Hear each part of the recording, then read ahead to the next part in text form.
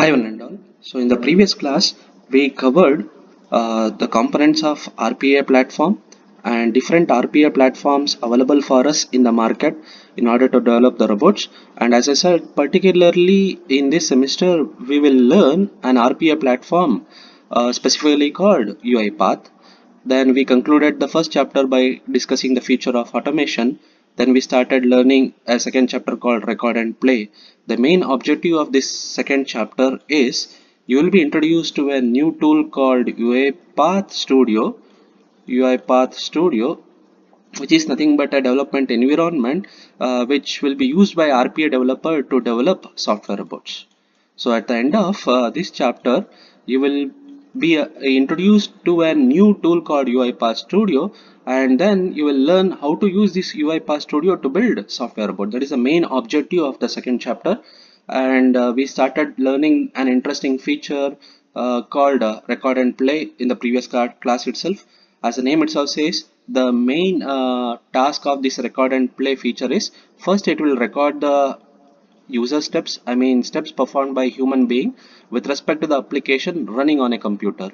So this it will be performed first by this record and play feature, and then it will play back those recorded steps in order to complete the task. That's it. So and but this feature, even though it looks simpler, it acts as a very important feature which makes RPA platform very fast. Otherwise, if without this feature, this tool may be very slow, and as a result it may be treated as, by RPA developer as another automation or scripting tool, which is very hectic. Again, once again, falling back to like a Java or .NET like that. So yeah, I think we have already discussed this even in the last class itself. This is just a recall, and we covered UiPath stack is nothing but if you want to become an RPA developer, then obviously you need tools to develop the robots, right? To this UiPath stack will provide the tools for an RPA developer to build the robots. These are nothing but the tools, but these tools will not come directly to the market as it is. Instead, these tools will be available in terms of UiPath platform flavors, namely Enterprise Edition and Community Edition. The main difference between this Enterprise and Community Edition is in Enterprise Edition you will get all these three tools. Studio, UiPath Studio, UiPath Robot, and UiPath Orchestrator. But in case of Community Edition, you will get only these two. In case of Community Edition, you will get only UiPath Studio and UiPath Robot, but you will not get UiPath Orchestrator. But don't at this moment you no need to worry what is the difference between what you can't able to do without using this component, etc. and so on.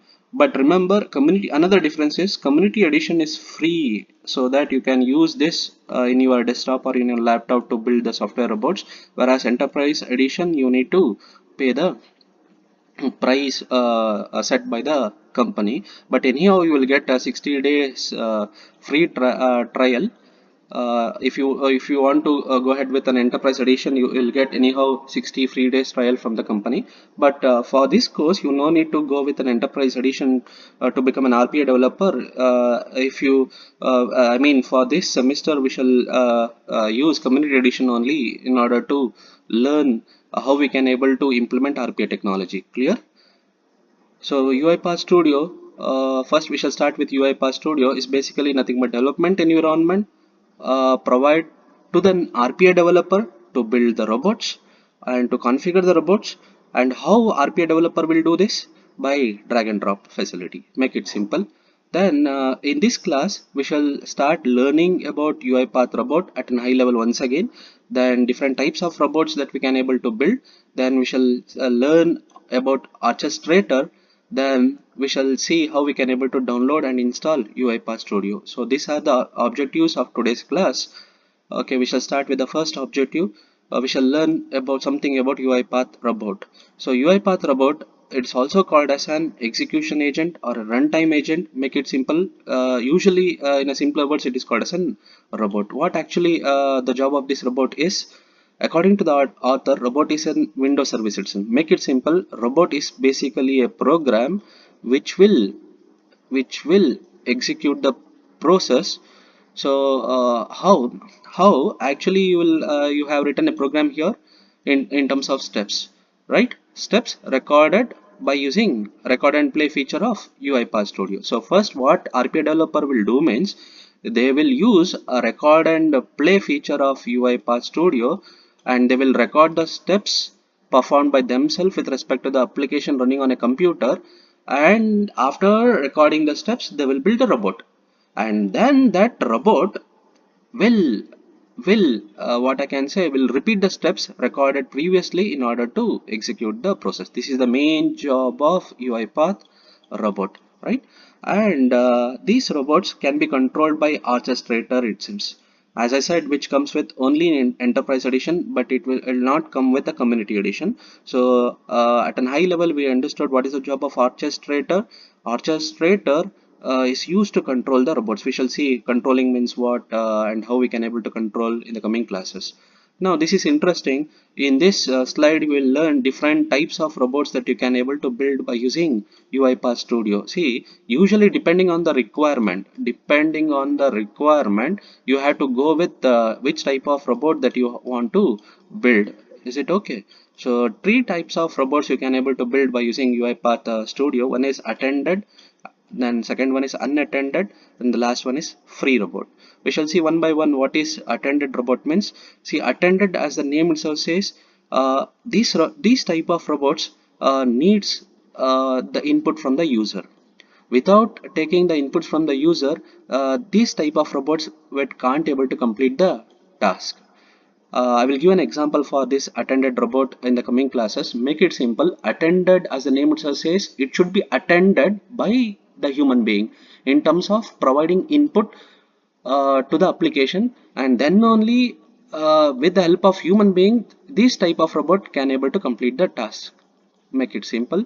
Then unattended robot, as the name itself says, it does not need any inputs from the human being. By itself it will complete the task. Unattended robot is the one which will not take any inputs from the user, or it does not need any intervention from the user to complete the task. That is called unattended robot. We shall see an example in the coming classes. And free, it is similar to unattended robot, it seems, but it is usually used only for development and testing purposes. So RPA developer, no need to worry about these free types of robot. Usually it is used only for development and testing purposes, but not given to the market. It's only used inside the organization. So these are the different types of robots that you can able to build by using UiPath Studio.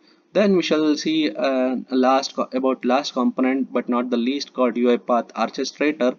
As the name itself says, orchestrator is nothing but a meaning of orchestrator is nothing but a controller. That is the meaning of orchestrator. So basically, according to the author, it is UiPath orchestrator is service based application, it seems. Make it simple. It is an application which will run on a server. Okay, that's what here the author is telling. It runs on a server, and the job of this is to control, as I said, controller, right? So how it will control? By connecting all the robots in the network, whether it may be attended, unattended, or free. Means orchestrator will can able to control attended robot, unattended robot, as well as free robot also. So it has a browser based interface. Means that it is something like it will give a GUI for an RPA developer, which will enable, or which can be used by the developer to control or to manage hundreds of robots by just by clicking a mouse button. So this is about UiPath Orchestrator. Now we shall go one level below. The main capabilities of Orchestrator or a controller is it can be used to create and maintain the connections or the links between the robots, it seems. As I said, robots here means it can be attended, unattended, or free robot. It ensures correct delivery of packages. Means you can use Orchestrator to update packages or libraries to robots, it seems. And then it can be Orchestrator will maintain a queue, it seems. Why? In order to schedule the robots. Okay, then it keeps tracks of the robots identification, it seems. and then it stores and indexes the log. I mean, it will create log file also. It will keep track what actually each and every robot is doing. If the data is very small, then it will goes to an SQL database. Otherwise, if the data is very large, then obviously it will goes to an search engine called Elasticsearch. So usually orchestrator will perform all these capabilities with the help of the modules named as robots, processors, jobs, schedules, assets, queues. Don't worry, I will show you how this actually interface of how this I mean how these modules will be visible in inside the orchestrator in the coming classes. Make it simple. Orchestrator is basically a controller which can able to control all types of robots, and it is also very easy for the RPA developer to do this task, because the environment given by orchestrator is nothing but something like it's like a browser window where you can control or you can perform the operation by just clicking a mouse button. And these are the capabilities, and these capabilities will be fulfilled by the modules which has been already been developed by industry people, and these modules are called as an robots, process, jobs, schedules, assets, queues, etc. Now we shall see how we can able to download and install Uipath Studio in our desktop or laptop. Before going ahead, we shall see which are the features that you will get in case of Uipath Community Edition, not Enterprise. Now, as I said, from now onwards, we shall speak about Community Edition only. Clear? Okay. See, auto update. It has auto update feature. It seems means automatically it will update itself if your system is connected to an internet, and no need to connect with the server. It act like the community edition is like an application which will run on a desktop or laptop itself, and you will get community form in order for discussion, and you will get self-learning modules also, and there is no complex installation required. Just double click next procedure. And but you need an online activation is mandatory in order to use this community edition. But don't worry, I will tell you how this activation can be performed by RPA developer. It is also a very simple task. I mean, I can say a simple way you can able to do this. So first, what we have to do in order to get UiPath Community Edition to our laptop or desktop is we need to type this address in the address bar of the browser. So www.uipath.com community. Then you will get a page like which this similar to this, and you need to click on Get Community Edition button here. Then once you click on that, it will a simple form will be displayed to you, where the user has to fill the first name, last name, and email. All these three are mandatory, but Twitter account is optional. So this email ID is very important, because this email ID which will enter here is used for activation purpose. This email ID that you have entered here should be matched when it later when it asks for mail ID for activation purpose. Then you fill enter the first name, last name, then mail ID, then click on request community edition. Then you will get a page like this. Then you will get a link over here. By clicking on here, you will get a setup tool which will be downloaded to your local machine. Usually that tool will be labeled as Uipath Studio setup.exe. I mean, basically it is an exe file. Then open this exe file, then double click on this. Then install the application. Once you install the application, then a message, I mean, if you launch well, if you launch that application, then you will get a welcome message, which looks similar to this window. Then you need to go for start free option. Choose start free option. Then once you choose start free option, then you will be requested to enter an email address. Then here you need to enter the email address which you have provided while filling this form. Okay, and then enter that email address and then click on activate. Then click on activate. Then automatically it will be get activated or your email ID will be bound to the computer or to the tool. Then you will get a message will be displayed saying that successfully it has been installed. Then you can close the window. And for to relaunch the application, if this step is only for customization. If you want to relaunch the installed application, then just you can put this a shortcut to this file either in the desktop or in the taskbar. Then after doing this, just click the shortcut of for this particular file. Then you will get a Uipath Studio which will looks something like this. This is the user this is so once you launch that application, you will get an interface which looks like this. I will come back to this, don't worry. Now before going to that environment, we shall as I said, just a recall again here. UiPath Studio helps helps RPA developer to design robots.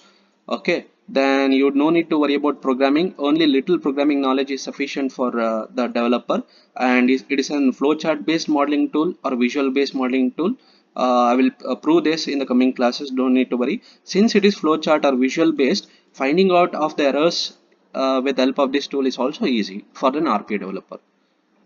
Then we shall see which types of projects that you can able to build by using UiPath Studio.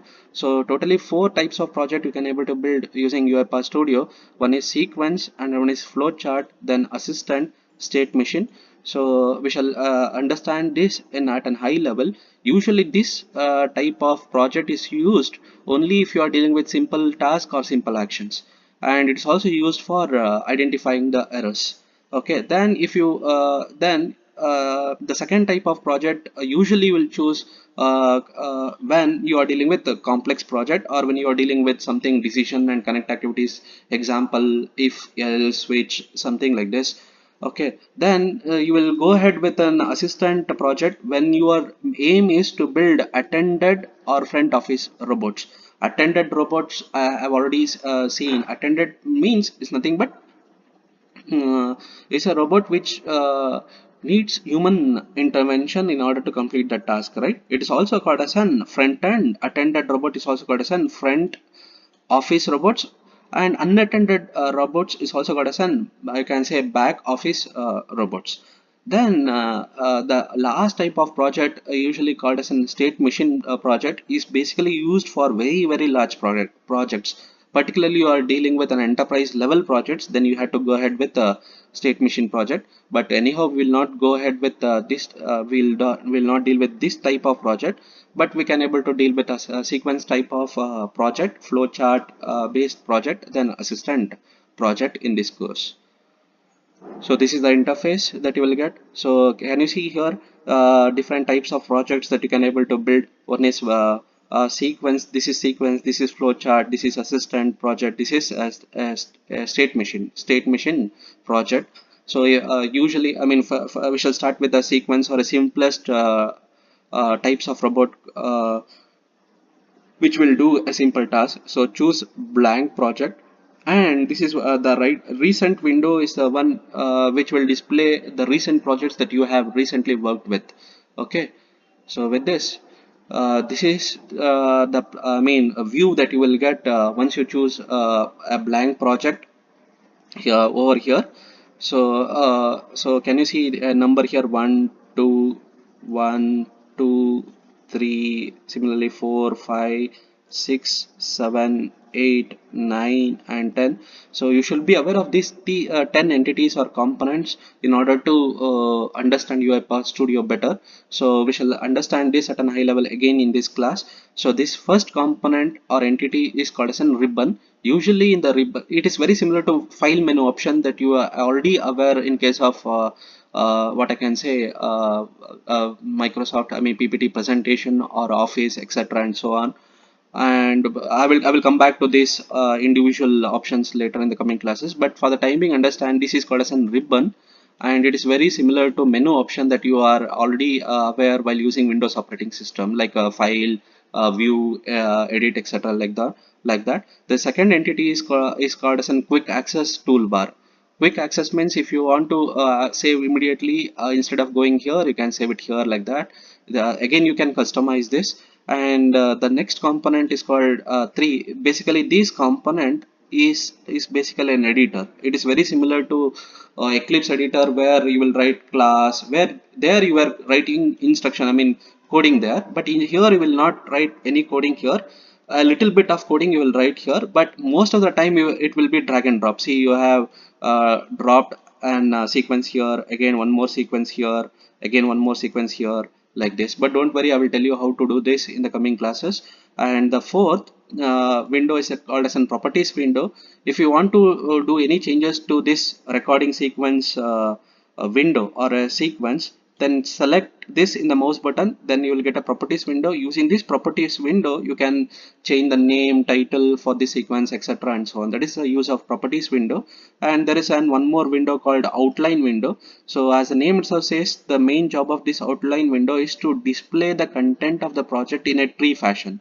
Like this is your main project. Inside this main project, you are building a robot called tot, and inside the tot there is a sequence called recording sequence, and there is an activity called attach browser, like this. I mean, basically it will display the content of the project in a tree structure format, which is useful for the developer to go through to understand the structure of the project. And there is one more window called arguments. So using this tab or window, you can deal with arguments. I will come back to arguments later in the coming classes. And there is an tab called variables here, where using this tab or component, you can create or you can modify the variables.